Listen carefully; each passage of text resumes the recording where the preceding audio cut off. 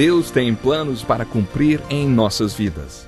Essa é a mensagem de toda a Bíblia e é isso mesmo que estamos estudando aqui no Encontro com a Palavra, escrito pelo pastor Dick Woodward e narrado pelo pastor Edson Bruno.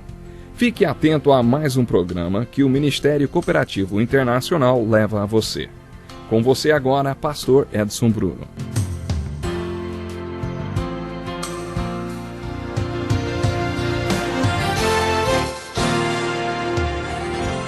Como é bom estarmos juntos para mais um encontro com a palavra. Seja bem-vindo ao programa de hoje. É um prazer contar mais uma vez com a sua participação nesse estudo detalhado do Evangelho de João. Aqueles que têm acompanhado o nosso programa sabem que o enfoque do nosso estudo tem sido o capítulo 8 de João, que relata o confronto entre Jesus e os fariseus que o acusavam de ser o diabo. Você tem reparado como essa discussão foi se tornando cada vez mais hostil? Se fôssemos sintetizar o que Jesus falou para os fariseus em uma frase, diríamos: vocês são escravos. Alguns ouviram estas palavras, creram em Jesus e firmaram um compromisso de segui-lo e serem livres. Mas agora estamos enfocando o que Jesus falou para aqueles que não creram em suas palavras. Jesus lhes disse: o problema é que vocês são escravos da ignorância, cativos do diabo. Vocês são do diabo e fazem a vontade dele. É para ele que vocês vão, porque são escravos do inferno. Vocês são daqui de baixo e eu sou do alto. Vocês estão presos pelas forças daqui de baixo. Jesus estava falando do submundo espiritual, ao qual a Bíblia se refere como o inferno. Vocês vêm do inferno, estão sob o poder do inferno e estão indo para o inferno.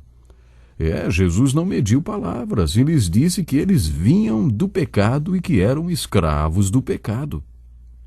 Por 3 vezes Jesus disse: vocês morrerão em seus pecados se não crerem. Alguns creram e se tornaram seus discípulos, o que os levou a serem livres. Mas agora, Jesus estava se dirigindo aos que não creram.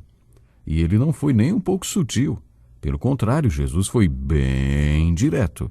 Observe que à medida que Jesus declara quem ele é, o diálogo vai ficando cada vez mais hostil, mais quente. Jesus não se limitou a falar sobre eles com um realismo chocante, mas também fez declarações maravilhosas a respeito de si mesmo. Preste atenção na pergunta do versículo 46 do capítulo 8 de João, diz assim: qual de vocês pode me acusar de algum pecado? Poucas pessoas alegam não ter pecado. Quantos são capazes de dizer que não tem pecado na frente dos seus amigos ou de sua família? Se você me dissesse que é perfeito, ele diria: é? Então deixa eu perguntar para sua mulher ou para o seu marido, para os seus filhos ou para os seus colegas de trabalho e ouvir o que eles pensam. Quem de nós pode alegar na frente da família e dos amigos que não tem pecado nenhum? Jesus desafiou seus inimigos e aqueles que estavam sendo hostis com ele e perguntou: qual de vocês pode me acusar de algum pecado? Jesus foi constante em dizer: digo-lhes a verdade. Eu lhes falei a verdade que ouvi de Deus. Digo-lhes a verdade. E agora o desafio: por que vocês não creem em mim? Aquele que pertence a Deus ouve o que Deus diz. Vocês não ouvem porque não pertencem a Deus. O diálogo continuou pelo versículo 48 e se tornou mais hostil. Os judeus lhe responderam: não estamos certos em dizer que você é samaritano e está endemoniado? Disse Jesus: não estou endemoniado, ao contrário, honro o meu Pai e vocês me desonram.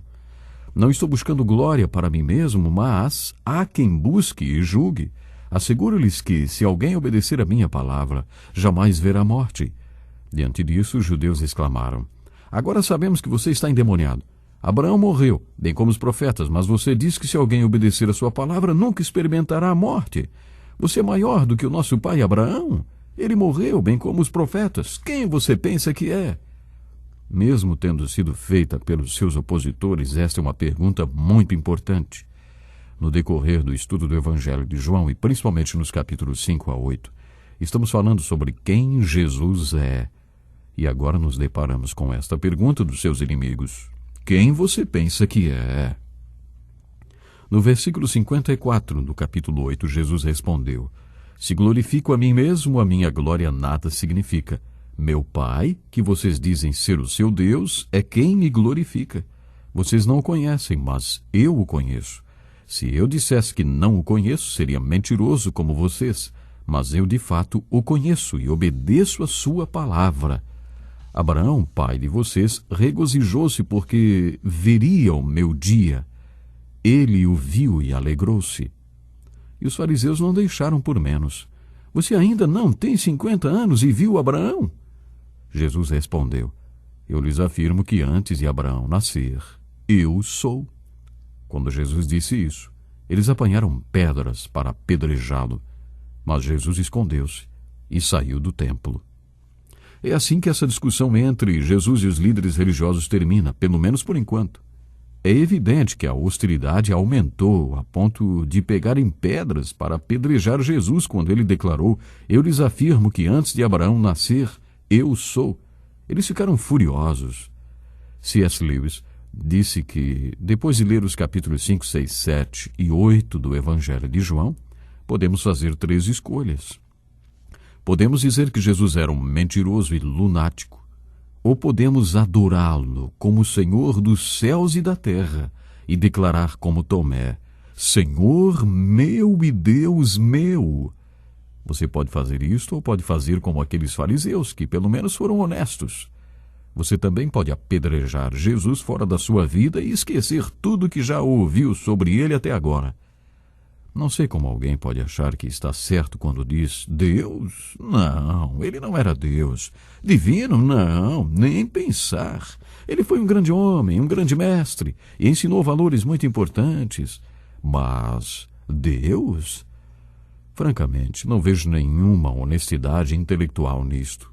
Se Jesus não era nada disso que alegou ser, então ele era um mentiroso e o maior impostor que já existiu na face da terra.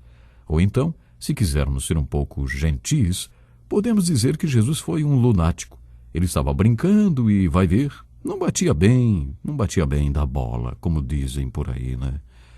Você poderia dizer isto. A outra opção é dizer que ele é o Senhor dos céus e da terra e, pela fé, declarar que ele é o seu Salvador e Senhor. Se Jesus alegou ser Deus, então a pergunta lógica a fazer é: você faz o que Deus faz? No início do capítulo 5, no começo deste diálogo, Jesus declarou: o que o Pai faz, o Filho também faz. Outra pergunta: veja bem, Deus é eterno, o que significa que ele era, é e será para sempre. Você é eterno? No versículo 58 do capítulo 8, Jesus declarou: eu lhes afirmo que antes de Abraão nascer, eu sou. Jesus usou a palavra Yahvé, Jeová. Jeová significa o Deus que era, que é e que será para sempre, o eterno. Foi isto o que Jesus declarou quando disse eu sou. Existem vários eu sou no Evangelho de João. No capítulo 4, durante a conversa que Jesus teve com a mulher samaritana, quando ela disse: eu sei que o Messias, chamado Cristo, está para vir. Nesse momento Jesus respondeu: eu sou o Messias, eu que estou falando com você. Jesus deixou bem claro que é eterno. Voltando ao capítulo 8, tiramos mais esta declaração de Jesus: Abraão, pai de vocês, regozijou-se porque veria o meu dia. Ele ouviu e alegrou-se.